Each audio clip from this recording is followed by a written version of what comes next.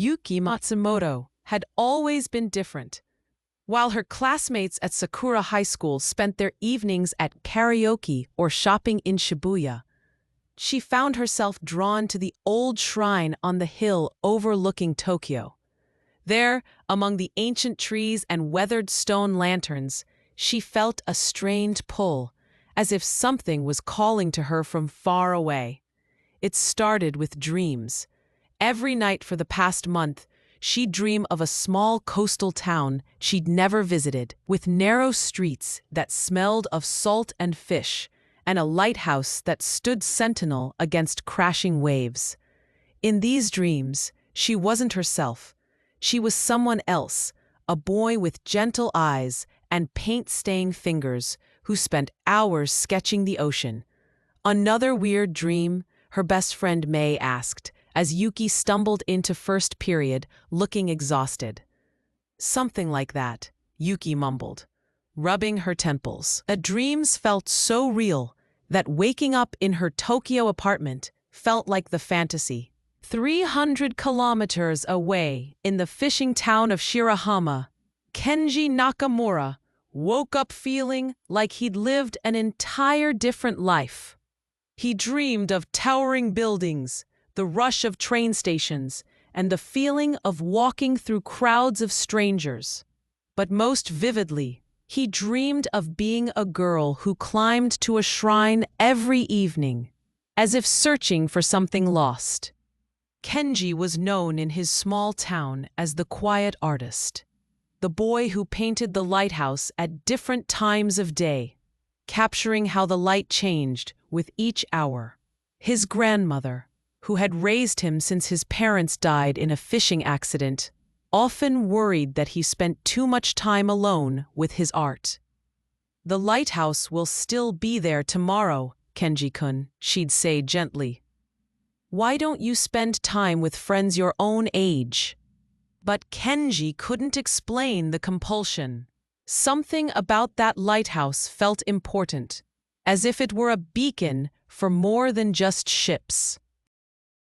The switching began on a rainy Tuesday in October.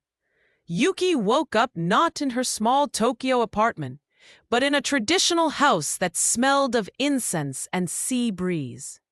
Her reflection in the mirror showed a boy's face, angular where hers was soft, with eyes the color of storm clouds. She should have panicked, should have screamed, but instead felt an odd sense of rightness, as if she'd finally come home.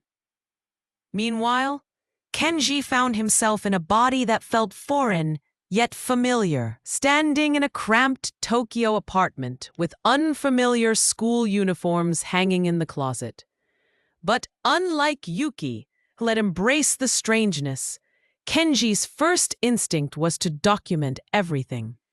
He found Yuki's sketchbook and began drawing his own town, his own life, leaving her a visual message.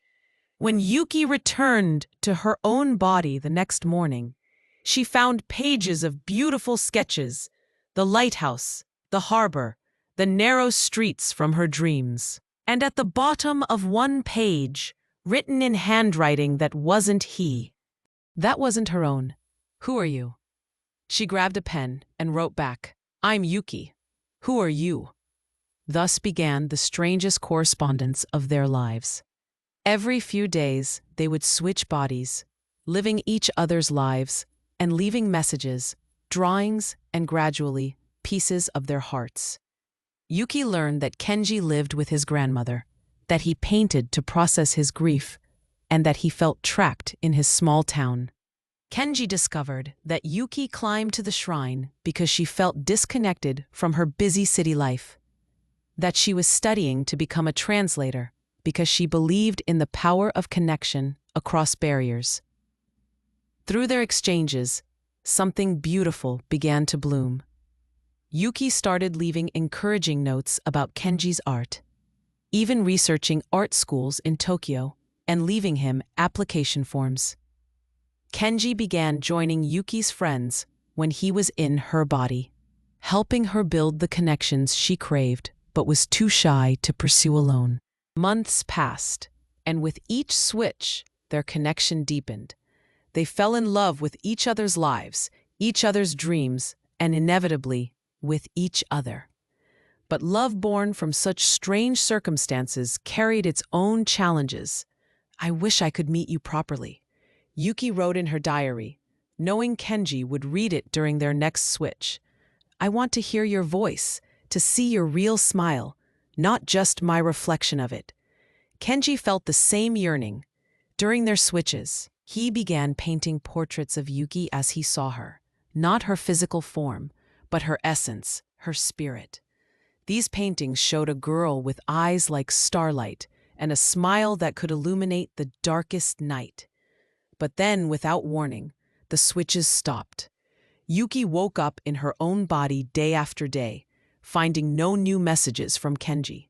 She tried everything, returning to the shrine, retracing every step of their shared experiences, but remained stubbornly in her own life. Panic set in. Had she imagined it? Had she lost the love she'd never properly had? Determined to find answers, Yuki used every clue Kenji had left in his drawings. She researched coastal towns with lighthouses, matched geographical features from his sketches, and finally identified Shirahama. Without telling anyone, she took her savings and boarded a train to the coast.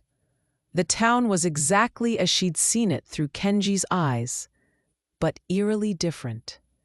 The lighthouse was dark, and when she asked locals about a boy named Kenji Nakamura, they looked at her strangely. "The Nakamura boy?" An elderly shopkeeper said slowly. "That was a tragedy. Lost at sea 3 years ago, just like his parents. His grandmother moved away after that. Too many memories, you know?" Yuki's world shattered. 3 years ago? But they'd been switching bodies for months. How was that possible? She climbed the hill to the lighthouse, her heart breaking with each step. Inside the abandoned structure, she found them. Dozens of paintings of her, of T, of the life she'd shared with him, and on the final canvas, a message that made her sob. "Thank you for showing me that love can transcend time itself. Please live beautifully for both of us." Yuki spent the night in the lighthouse, surrounded by Kenji's art, grieving for a love that transcended logic. As dawn broke, she understood something profound. Their connection hadn't been about switching bodies at all. It had been about souls recognizing each other across the boundaries of time and death. But as the first rays of sunlight streamed through the lighthouse lens, something impossible happened. The air shimmered, and there he was, not solid but present. Kenji, with his gentle eyes and paint-stained fingers, smiling at her with infinite tenderness. "You found me," he whispered, his voice carrying on the wind. "I'll always find you," Yuki replied, tears streaming down her face. "I need you to know," Kenji said, his form beginning to fade with the strengthening daylight, "that loving you taught me how to live, even after death." Yuki had transformed the old lighthouse into an art gallery and cultural center. She'd convinced the town council to restore it as a memorial to those lost at sea, but also as a celebration of connection and hope. Kenji's paintings formed the permanent collection, and Yuki had learned to paint herself, creating pieces that seemed to glow with inner light. The gallery became famous for its resident artist, a young woman whose paintings captured emotions so vividly that visitors often wept. They didn't know that every brushstroke was guided by love, that every color choice was a conversation with someone beyond sight. On the gallery's opening day, as Yuki stood before a crowd of visitors from Tokyo and beyond, she felt a familiar presence. Not the mystical body switching of before, but something deeper, a sense of shared purpose, of dreams fulfilled together. Among the crowd, she noticed a young man with kind eyes, holding a small child's hand. He looked familiar, though she was certain they'd never met. As their eyes met, he smiled, and she felt her heart skip, not with the supernatural recognition of before, but with the simple, human possibility of new love. "Beautiful work," he said later, standing before Kenji's painting of the lighthouse at sunset. "It feels like there's a story here." "There is," Yuki smiled. "Would you like to hear it?" 5 years later, Yuki married Hiroshi in a ceremony held in the lighthouse gallery, surrounded by Kenji's paintings and the art they'd created together.